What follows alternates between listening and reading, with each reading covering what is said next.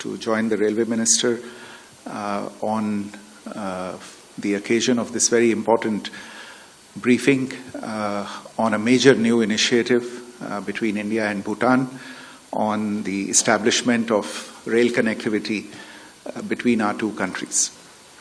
Let me take the opportunity before the substantive briefing to set the context and say a few words about the relationship between India and Bhutan. As you are all aware, India and Bhutan share a relationship of exceptional trust, mutual respect, and understanding. This is a relationship that is rooted in cultural and civilizational ties, extensive people-to-people relations, and our shared developmental and security interests.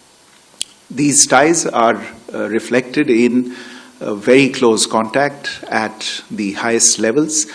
You would perhaps recall that Prime Minister Shri Narendra Modi visited Bhutan last year in March 2024, a visit during which he was conferred the Order of the Druk Gyalpo, which is the highest civilian award of Bhutan. His Majesty, the King of Bhutan, and the Prime Minister of Bhutan have been visiting India regularly.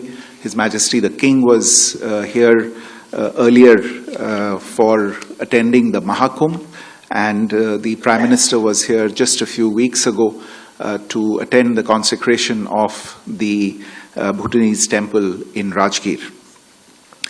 On the bilateral relationship itself, the Government of India has been Bhutan's largest provider of developmental assistance and has played a vital role in its modernization, especially in the areas of infrastructure and the overall economic development of the country.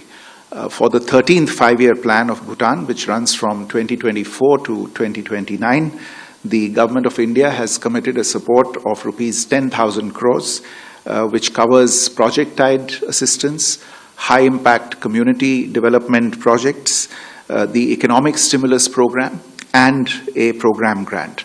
And this quantum constitutes a 100% increase over the 12th five-year plan figures.